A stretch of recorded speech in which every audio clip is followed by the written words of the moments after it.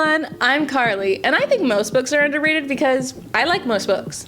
And I'm Sam, and I think most books are romances because I love love. And welcome to Read Receipts with Carly and Sam, our book-based podcast covering all the latest hits and some stories off the beaten path. With a few fun and exclusive episodes mixed in between. And welcome back to the Summer of Love.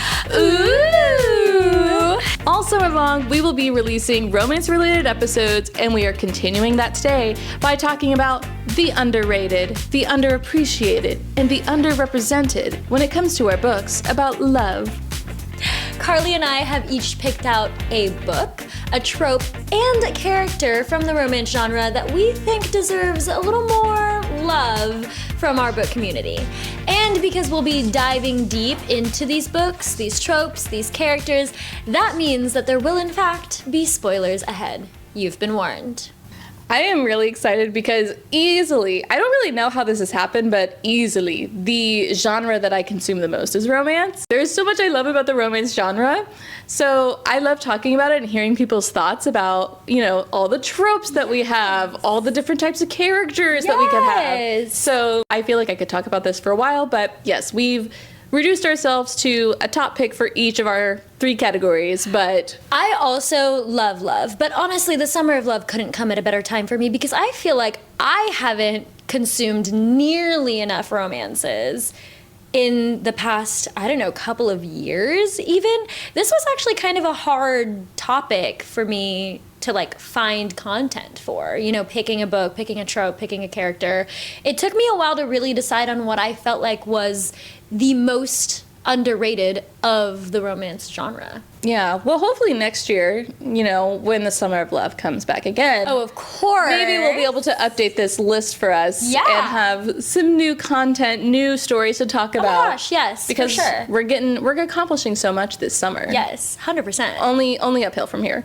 So, like we said, we're going to be talking about our underrated book, trope, and character. Mm-hmm. So let's start with book.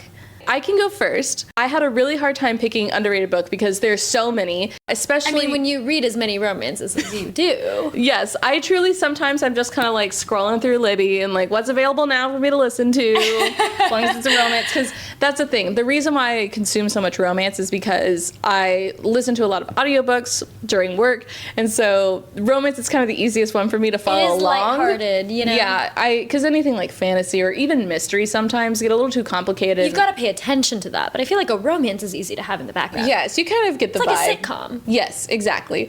So I listen to a lot of romance, and sometimes I come across some really random stuff, but one that has always stuck out in my mind, something about it just hits home for me so much, is Dungeons and Drama by Christy Boyce. I have the book here. It's a very cute, bright pink cover. Yeah. And it's actually a YA romance, so this is a closed door romance, nothing crazy happens in it. But I think, honestly, a big part of why I like this book doesn't necessarily have to do a whole lot with the romance. The main character, Riley, is a huge musical theater fan, which I also am a huge musical theater fan. And especially... The relation. Yes.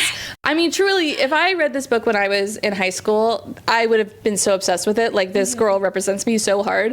A big plot point is that she gets in trouble because she uses someone's car to go see a production of Waitress, which is one of my favorite musicals as well.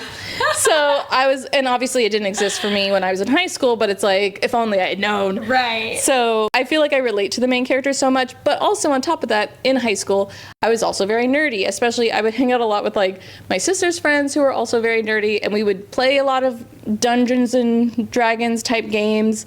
So I felt really this was the perfect combination of my high school experience. Yeah. So I really loved it. And also, another thing that I love about this book is that there is a fake dating trope in it. And I love a fake dating trope. That's fair. Yeah. And it just works out really well whenever it's oh no, now we have to act a certain way. Yeah. We have to do this and this. And it's and then slowly it's oh no, and I try actually... not to fall in love with each other. Yeah, it's but actually... Oops, I actually like this. Oops. Yeah. It's really great. And I truly could not recommend this enough. Of course, because it's YA, at times it does kind of have a bit of that YA tone. But I think it's a book that has a lot of heart. To be honest, I cried during it.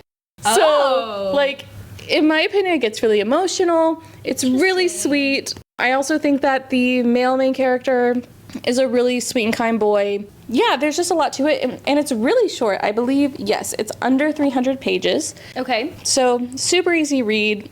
If at any point you were a theater kid, I highly recommend. I think, honestly, a big reason why I like this again is mostly because it feels like a bit of a, treating your inner child and, like, doing something good for your inner child. Mm-hmm. So that's part of it for me. But I do think that the romance itself is also very solid, very fun. It is, takes place in high school and all that. So as long as that is something that you're okay with, I think this is a great book. So is there a reason why you picked it as an underrated book? Is it not as well known, well publicized, or do people that read it not like it and that's why it's underrated? I think it's mostly just not very popular. Okay. It is at least a little bit popular because there actually is it's not a sequel book to this necessarily, I don't think. I haven't read it yet. Yeah. But there's another book called Dating and Dragon, written by the same author. Oh, I see. So clearly the concept Dungeons was... and drama. Yeah. Dating and dragons. Yeah, so the concept itself was kind of good enough to make another book in the same idea, but I just don't think a lot of people know about it from what I've seen. I don't think it has very many reviews on Goodreads. Yeah. So, but this is something that you would recommend people read. Yes. And technically, yes. If you do not like the tone of YA books, then no, I wouldn't recommend it. Sure. I do think that is kind of an obstacle, but as long as that is something you're okay with, I think this is a really great book and a really great romance. Look at how cute it is, too. Honestly, the first thing I saw about it was just how cute it was, and then I read the title and I was like, wait a second. Yeah. It definitely looks and feels, from what you've said and what I see, like a YA book. Mm-hmm. Like a very, like, young, high school, teenage love. And there are some nuances to that for sure. But it does look super cute. Like, there's something about young love, And if you're in the mood for that sort of thing, like, I feel like sometimes I'm not, but sometimes I am. Sometimes you just want to see, like, two teenagers kind of be, like, awkward. And, like, quirky. There's something about it. It kind of feels like reminiscing about, like... Yeah, cute young love, like puppy dog love, Exactly. Yeah, no, I'm into that. It's super cute. It's just a really cute book. And, okay. Wholesome. Sounds very wholesome. Yes. And this is an example of a YA book where, like, the main character, bad things will happen to her, but she will put her mind to it and, like, try and figure out a solution. Huh. Looking at you, hot dog girl.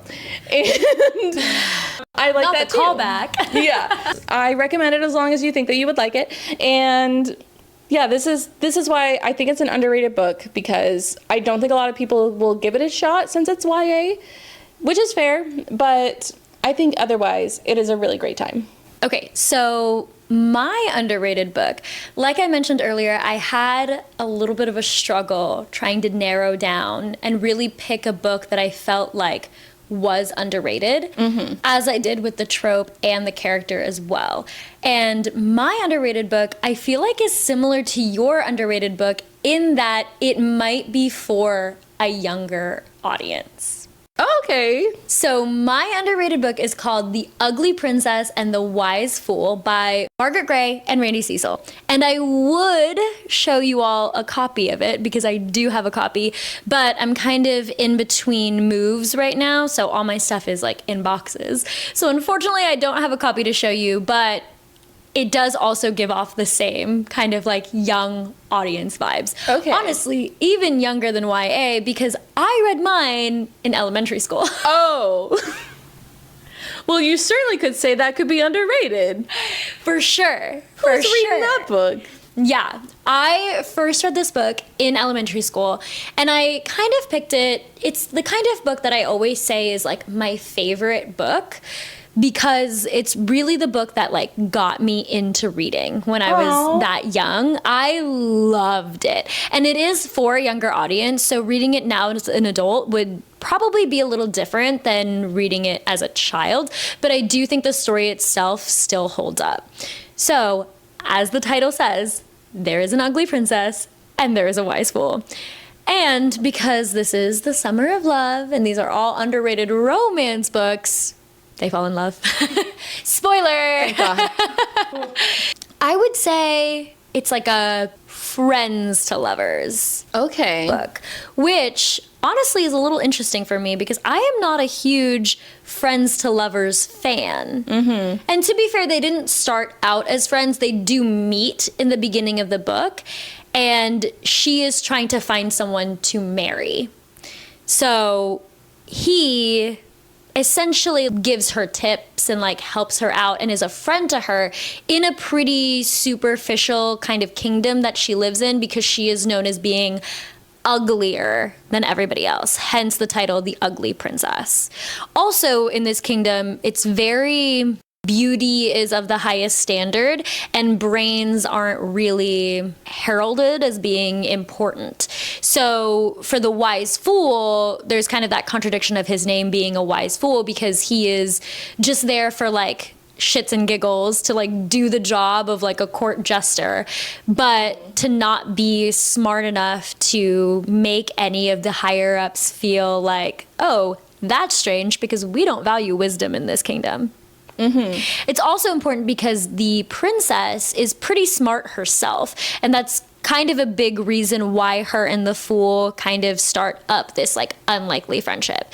And so then in her search for a husband, she realizes that, hold on, maybe I actually value other things besides the way people look or the way, you know, my kingdom holds beauty standards to a higher importance, because there are other things that I enjoy about other people. Say this fool that has become my friend, I enjoy that he's smart, I enjoy that he's kind, and that he's easy to talk to, and that he's been a friend to me. And then, of course, they end up falling in love.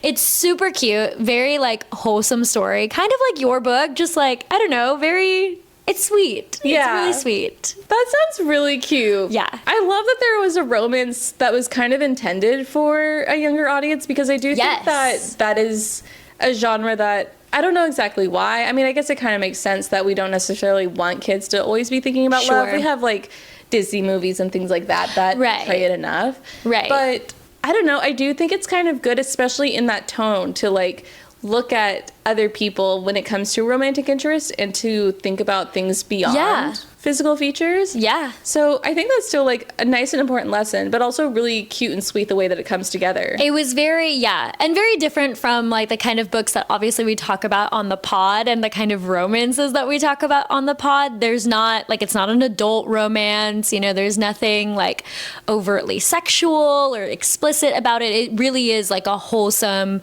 kind of like, we're friends and that was the foundation of our relationship, and then we like fall in love, you know? Yeah. And that's really cute. And I also think that further is relatable also to like a younger audience. You know, I think that usually the people when you're growing up that you develop crushes on, I mean, I guess not always, but I think at least half the time it's like people that you're friends with, because like these are the only people you know. Yeah. It makes sense. I already like you as a friend. Yeah. Maybe I like you as a crush.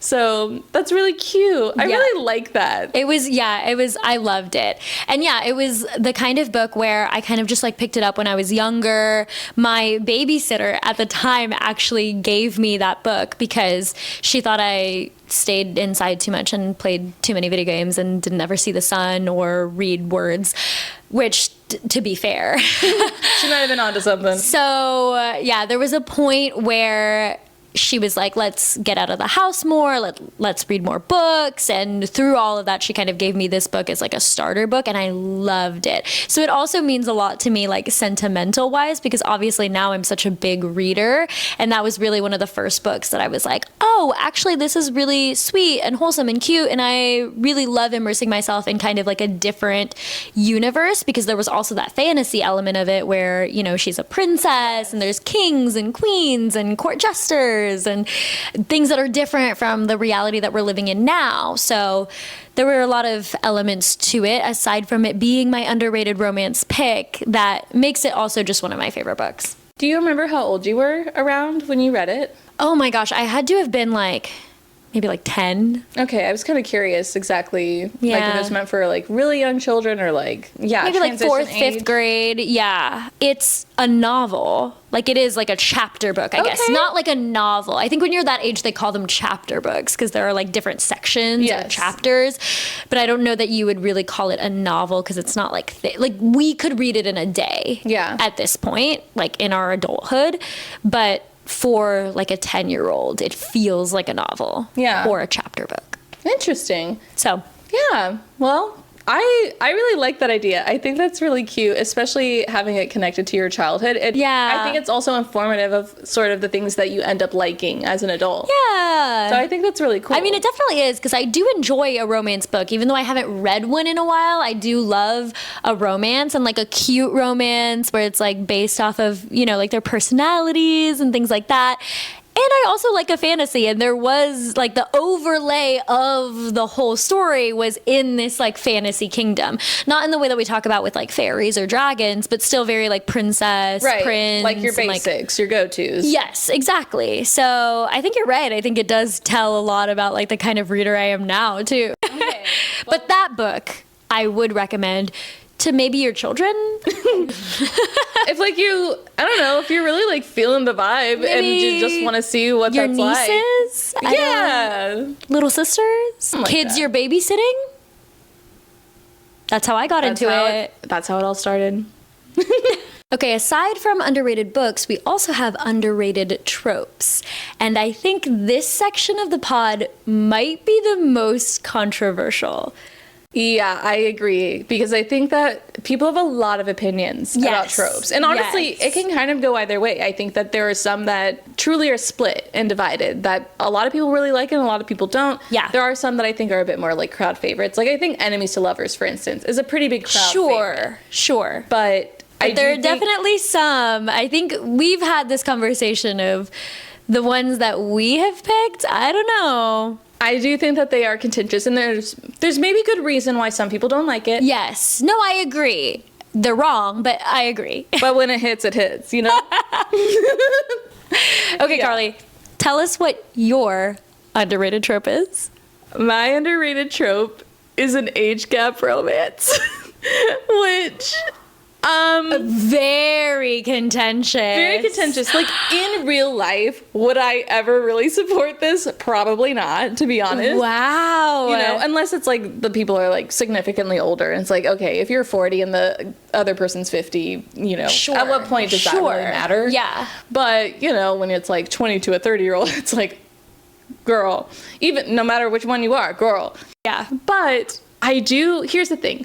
I'm interested to hear what you have to say about this, an age gap. I certainly think there are different books that do it differently, and I think that when it's not done well, it's really bad.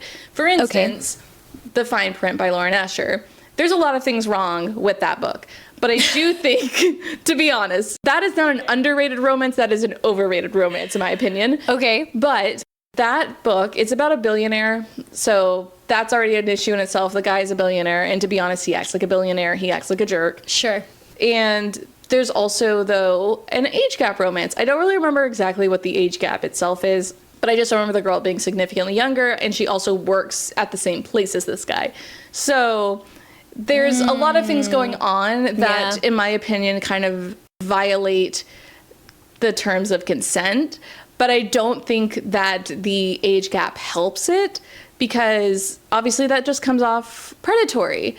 That he's older, on top of the fact that he's a billionaire and he has money and control over the company that she works at. There's a lot of reasons why that's kind of wrong, but certainly the age gap doesn't help. So I definitely understand in situations like that why age gap rings alarm bells.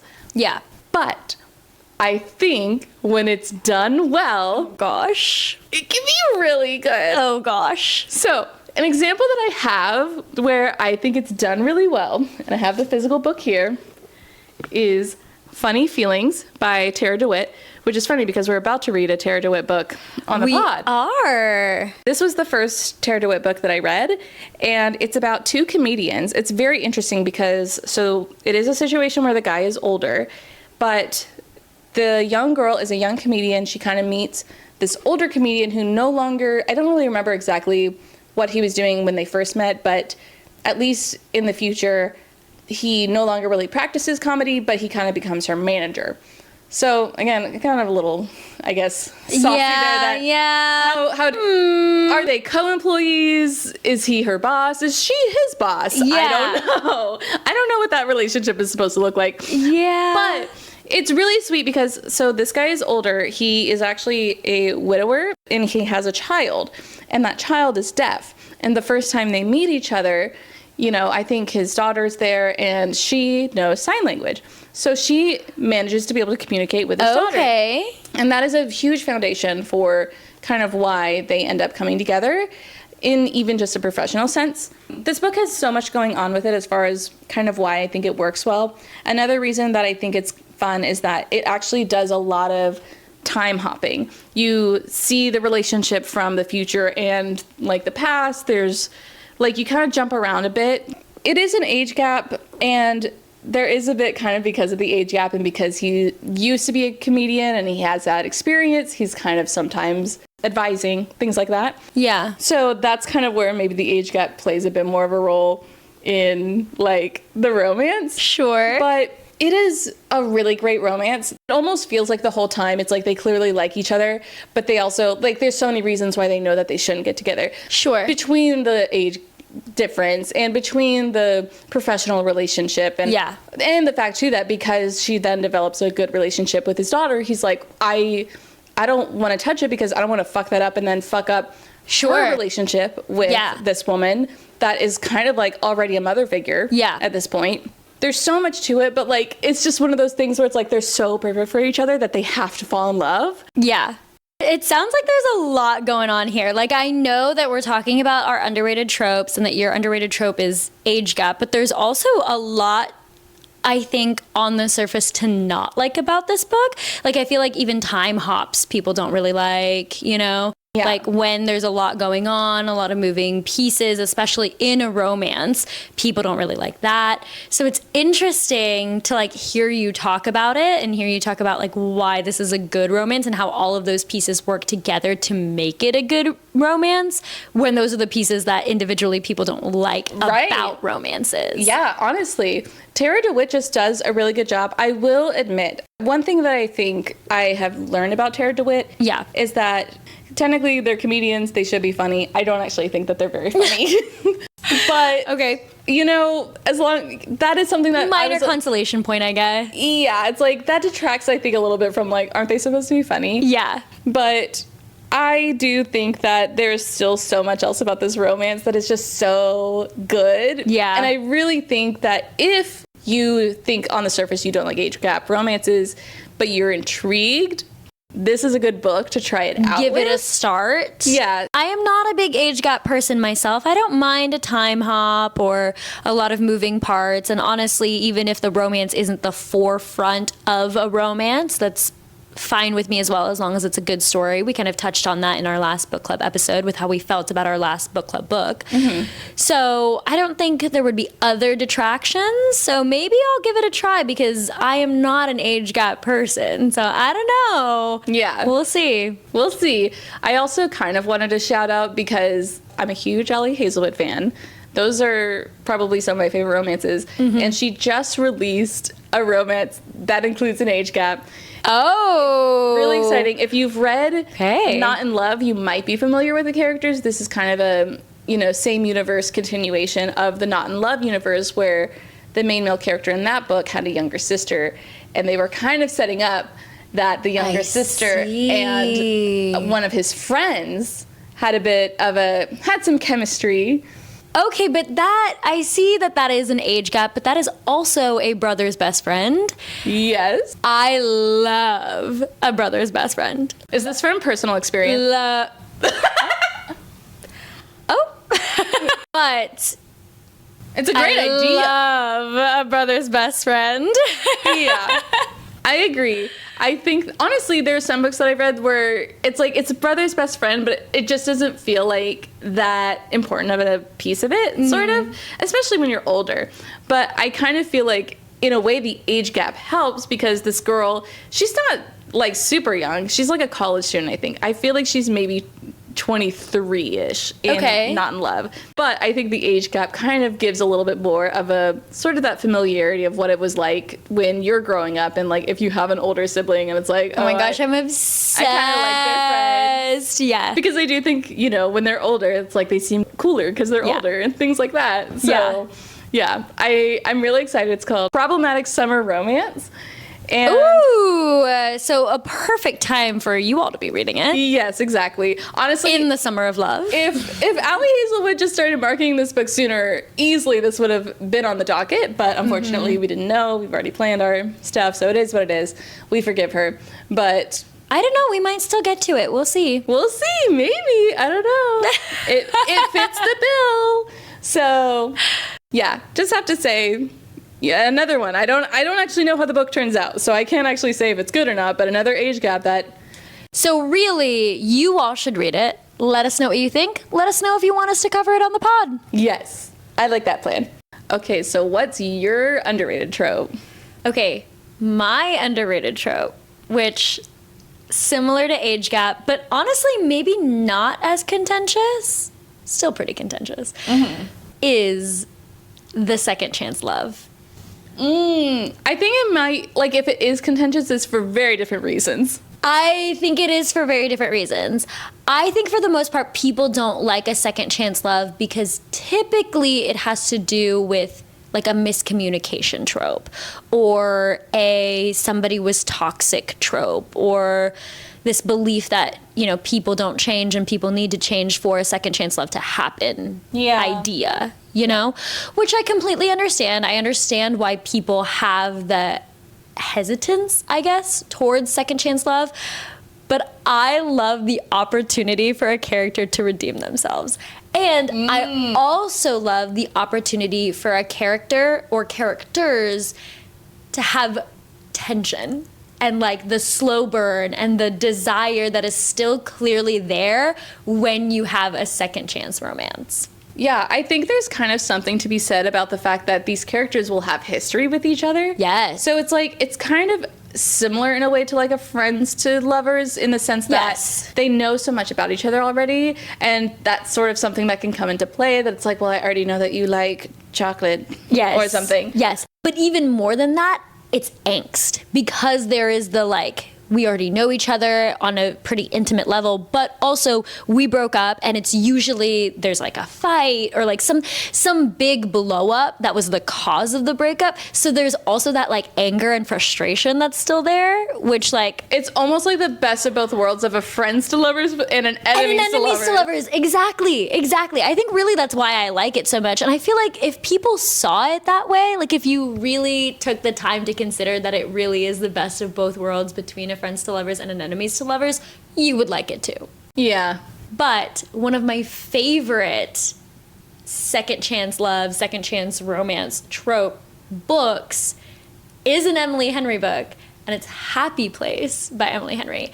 And I also feel like that was a big reason why people didn't like Happy Place. I think Happy Place is a little bit lower rated among Emily Henry books. Oh, really? Okay. Yeah, I want to say, I don't know if it's her lowest rated book, but I know that a lot of my friends, a lot of the people that I know that are big Emily Henry fans and romance fans, that was sort of their least favorite of her books. And I do know that it is lower rated than a lot of her other books. Okay. Yeah. Interesting. But I loved it. And the second chance romance honestly didn't deter me from this book. If anything, it really brought me like deeper into the world. So again, I also have the book. Again, it's probably in a box somewhere in between my moves. But the book is sort of taking place on not an island, but a beach house, in a beach house. Uh-huh. Up in like the Northeast with a group of friends, and they're all, I want to say roughly our age, maybe in their 20s, early 30s. I think maybe they're a little bit younger than that. Oh, okay. Probably. But they're all adults, like they're all out of school, that kind of thing. And they go every year to this beach house to kind of hang out as a friend group.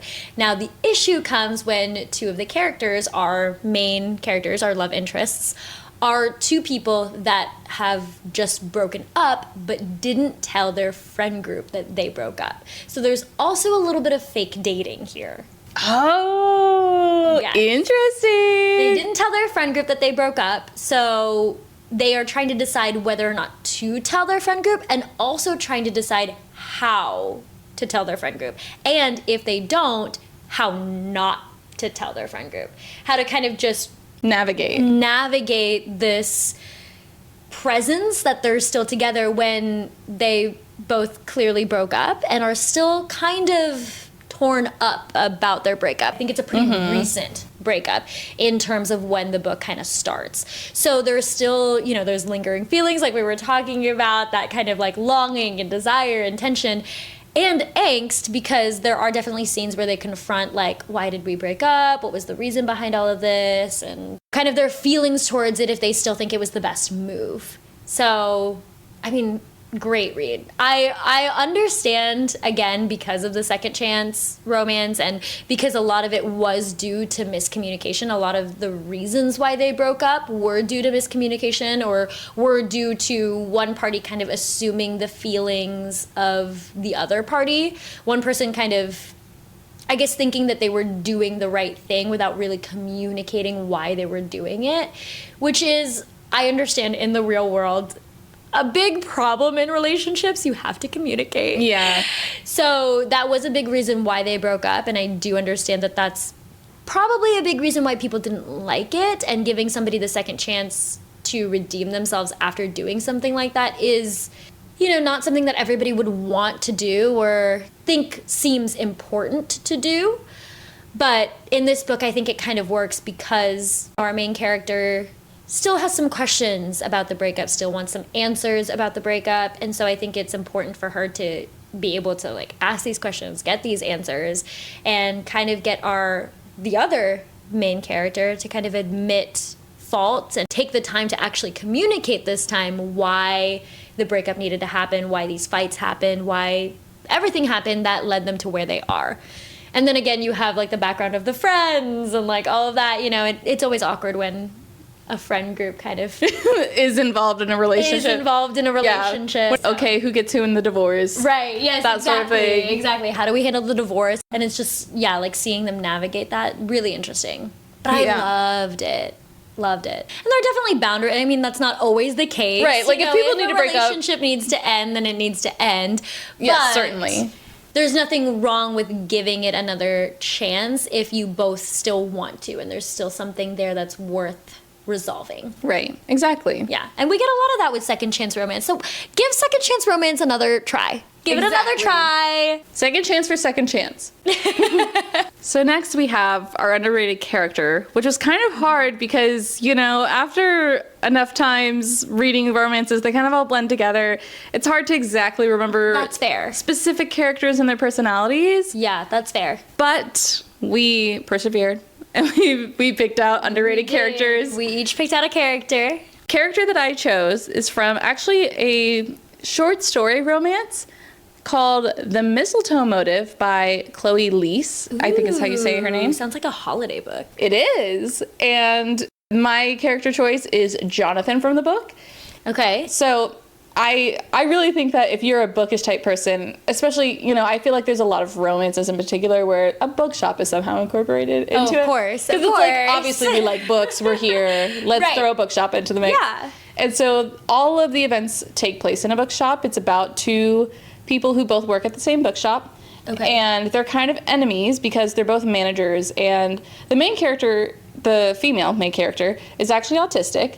And so she especially feels like there is a bit of an enemies to lovers situation here because she kind of perceives the hiring of this guy as though she wasn't enough, kind of. She started out as the original manager, so she feels a little like, well, why is he here? What am I doing wrong? Sure. Because she had a much more established relationship with these owners before. And so it ends up kind of being a story about how to save/improve the bookstore that they work at.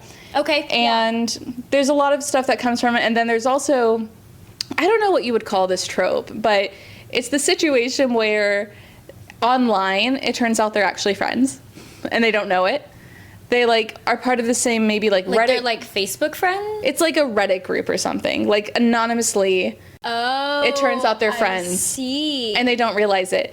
And it's funny because Is it that kind of thing where you like realize you are like talking with somebody and then you have like the same interests, like you're a part of the same run club or like you're Kind part of, of the because same I book think club, or because I do think they're part of. However, they met each other had to do with some sort of online book community type thing. okay. And they talk see. a lot online. Like, I think very DM wise. Like, they don't even just talk in a forum in a group. They talk to each other. And the girl openly is like, I do really like this guy online, and I feel like I should meet him, but also, like, you know. Kind of like a Cinderella story situation. Yes. Where, like, they don't know that they're talking to this person. Yes, exactly. Got it. But there okay. is a certain point where the main male character, Jonathan, that Yes. we're talking about, does kind of catch on.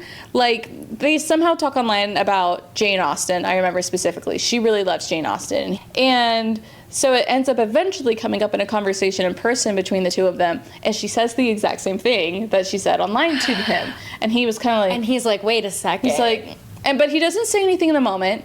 But then he kind of online, his online persona, starts kind of pushing for, like, maybe we should meet in person. Because he's kind of like, I really think it's you. Yeah, so they end up meeting, and it ends up being really great. Also, in general, I feel like he does a really good job of sort of understanding the main character's autism and meeting her where she's at, and, you know, modifying his behaviors kind of for her, / them coming to an understanding on each other's behaviors, because, you know, there's certain things that he does that at first she sees as potentially malicious, and it's like, no, he doesn't mean to be mean. Like, I feel like it's really good representation. I did look up to see that the author herself is also autistic, so it is very accurate and true representation to her. And it's a really great story. It's super short. I feel like it's like maybe 5 hours on Libby is how I listen to it. I personally, I'm one of those people, when there's a certain holiday around, like if it's Halloween time, if it's Christmas, I want to read the themed romances to it. So highly recommend if you are looking for a Christmas themed book.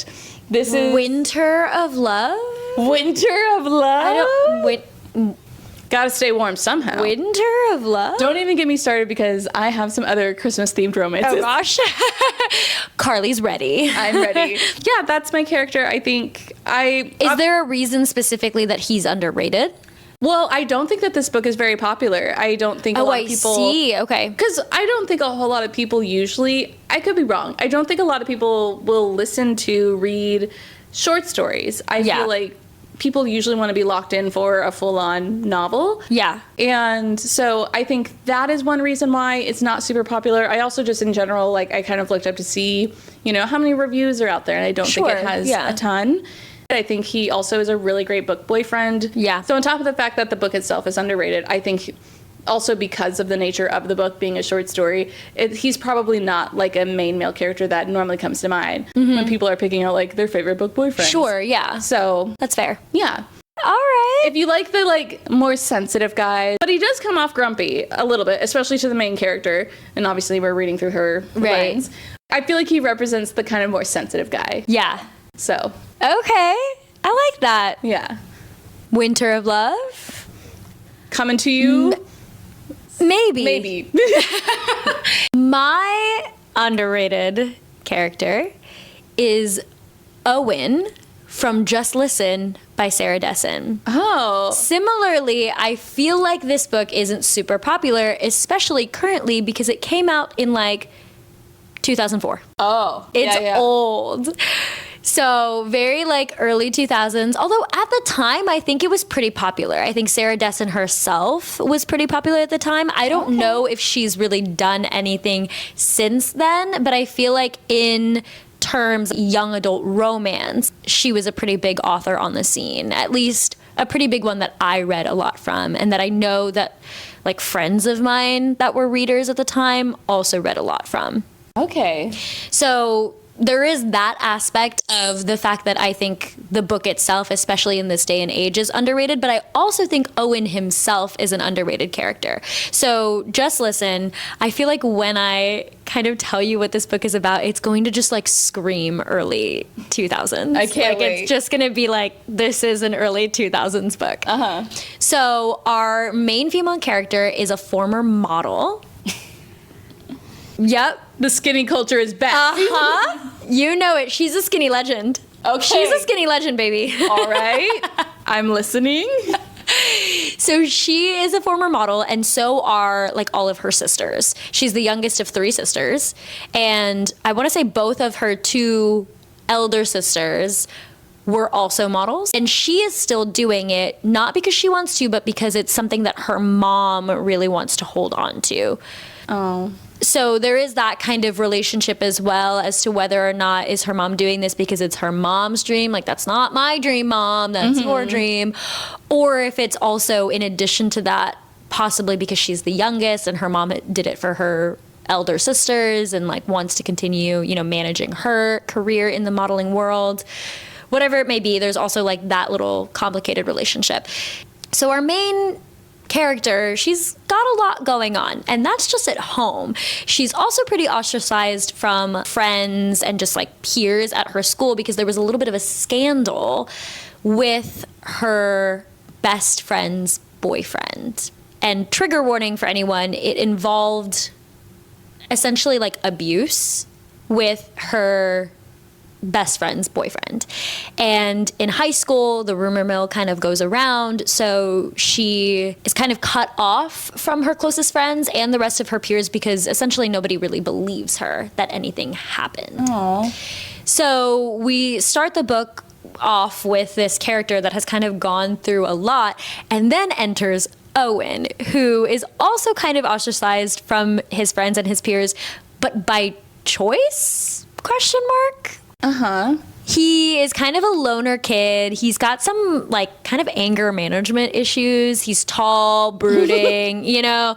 Yeah, he's a little rough around the edges, but is aware of it and is working to fix it. Oh. Yes, yes. He's the kind of man that would, I think in today's age, be kind of like, you would be intimidated by him. But when you get to know him, he's very like worldly, like very cultured and very like, no, I believe in therapy. Yeah. Yeah. Love to see that. Yes, we love to see that, especially in an early 2000s. Yeah, that's kind of unheard of. You know? Yeah. So he's like definitely got the attitude of working on it and working on himself when he meets our female main character. And the way their relationship starts is kind of because they're both on the outs with, you know, the rest of the school. And he is somebody that is not somebody she would typically be friends with because, like I said, he's very reserved, also doesn't really care what other people think, doesn't care to be popular, is really just focused on himself, focused on working through his anger management issues, and is also very direct. Maybe can come across as a little bit like cold or mean because of that, but to her credit, like our female character, I think it's refreshing for her because she is surrounded by, you know, like a world of models where you kind of have to like pretend everything's okay. You kind of have to pretend you're happy. You kind of, you know, and so with her also going through these struggles, I think her relationship with him kind of allows her to understand where this honesty is coming from and understand where this directness is coming from and kind of take it at a value that like, oh, maybe there's something to this. Like maybe I can speak up about certain things and not let these aspects of my life ruin me, or maybe this relationship with my mom ruin our relationship. And so I think really overall that kind of plays into the story, and obviously with them ending up together at the end because so it goes with romance books. But I really liked his character, not because he was very like charming or desirable, but because he was kind of rough around the edges and not the kind of character, especially in the early 2000s, that you would like easily fall in love with, that you would be like, oh yeah, this is a romantic interest. And that's why I felt like he was very underrated. Yeah. Yeah, because honestly, back then, it was always about the clean-cut guy. Exactly. Like, I remember back in that day, I used to like blonde men, which is kind of crazy for me. It's like, ew, sorry. But, you know, it was kind of that like all-American boy sort of idea. Popular guy, jock, you know, like all that. That was like really popular at the time. And Owen is none of those things. Yeah. Which, honestly, again, this tracks for your romances to come. I mean, and the type of I can fix some guys. Not that I'm saying that Owen is necessarily. He's fixing himself. Right, which is that, I mean, honestly, we kind of backtracked there.